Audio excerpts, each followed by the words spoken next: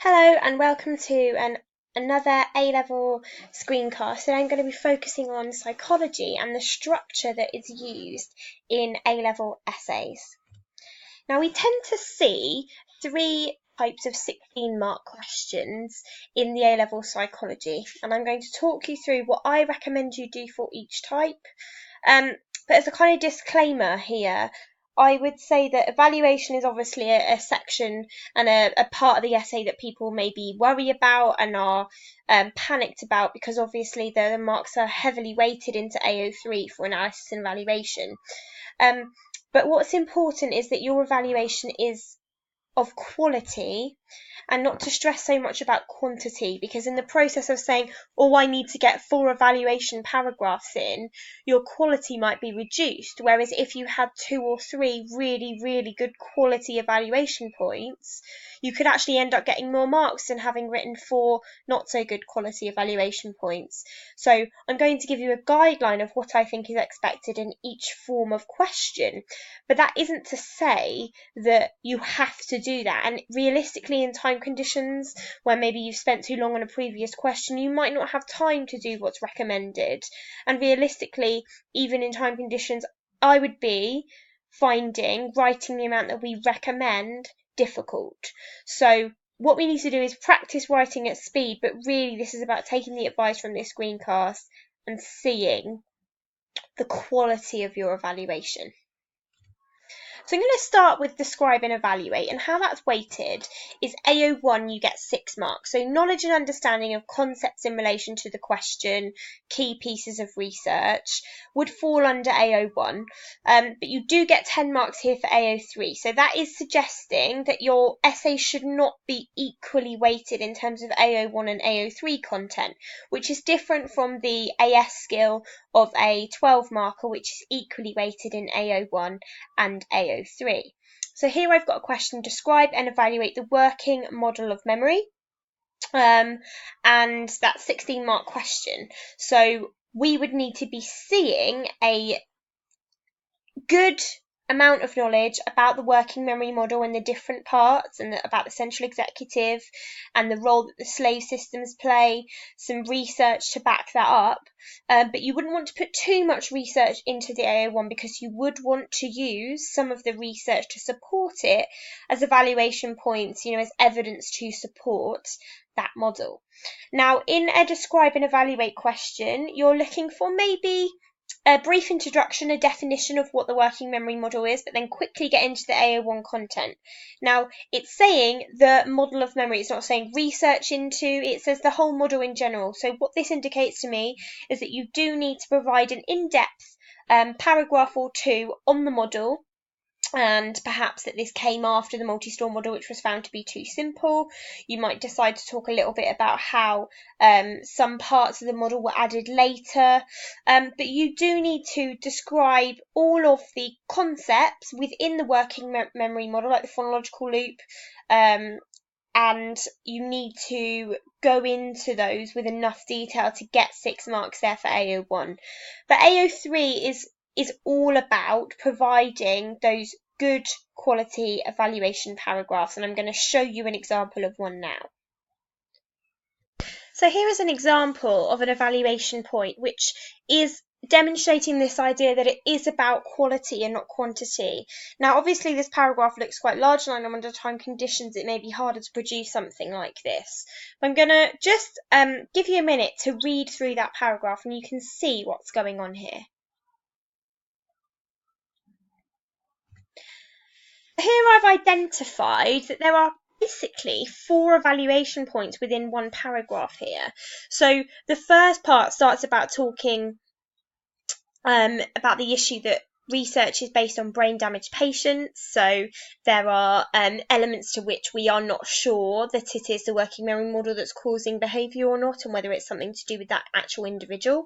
That then goes on to talk about that there are ethical issues with using patients with brain damage, because they might not fully understand what they're taking part in and can't give fully informed consent. And then you go on to bring in this idea of issues and debates, and I've gone for the difference between nomothetic and idiographic methods, and saying, well, using case studies is a idiographic method, even though actually the working memory model is supposed to apply to all humans, which would require nomothetic methods in order for it to make sense and apply to everyone. And then I've gone on to say, but actually, Baddeley and Hitch did carry out dual task performance research, which used lab experiments, so uses nomothetic method. And so you've got, 3 evaluation points followed by a counter argument. And if you even just wrote 2 of those, you're providing a lot of evaluation within 1 point. I know it's not always possible, but it's definitely worth a go in trying to demonstrate all of your evaluation knowledge. Second questions, and I think these questions are slightly harder, are the discuss questions. And normally discusses either 6 marks for AO1 again and 10 marks for AO3. And you also get more of the application questions in relation to discuss. So that in those instances, you have 6 marks for AO1, 4 marks for AO2, and 6 marks for AO3. So in relation to that first question, discuss research into 2 or more factors that affect reliability of eyewitness testimony. Discuss lends itself well to that, because what you can do is take the fact of misleading information and talk about the research by Loftus and Palmer and leading questions and post-event discussion, and then evaluate that specific thing and that specific concept, and then go on to look at anxiety, which also affects the reliability of eyewitness testimony, and then go on to evaluate that specific thing. So the structure of that question is AO1 about certain thing, provide a bit of evidence to support that, and then go on to criticise or evaluate what that research says, and then talk about the other thing for the AO1 content, provide a bit of research to support that, and then provide some evaluation.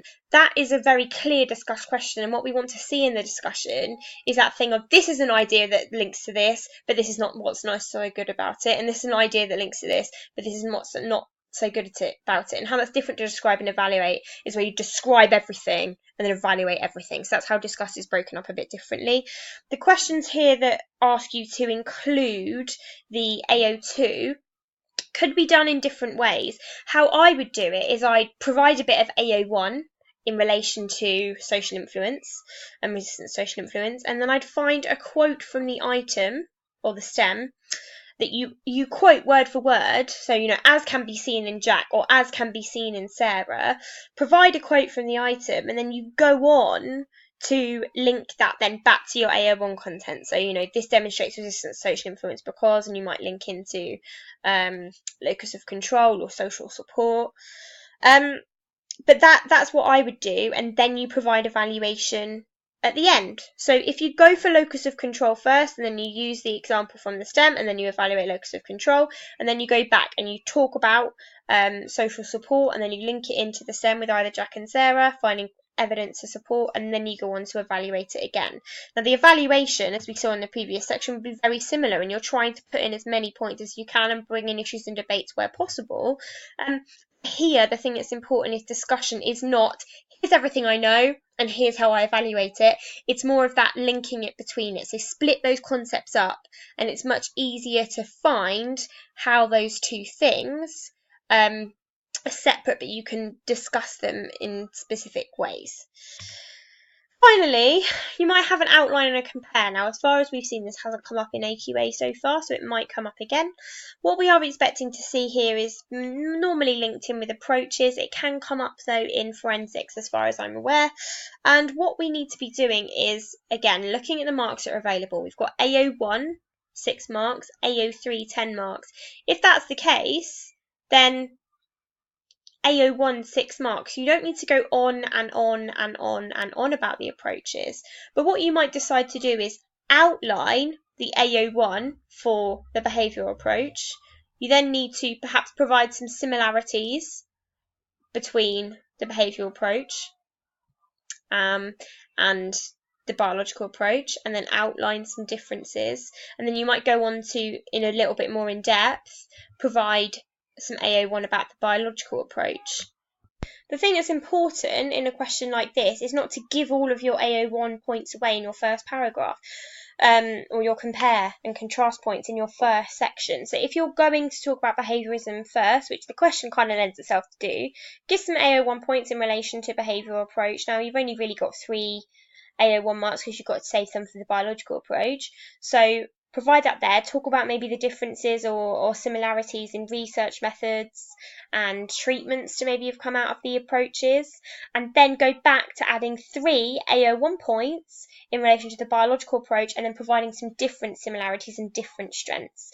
It's important that you do get the AO1 for both behaviourism and for the biological approach in here, and I think it would make sense to split it up in a way that you do save some points towards the end of the essay, and then you can perhaps write a conclusion which perhaps mentions which one's more helpful, or maybe you need to use them together and take an interactionist approach to fully understand it.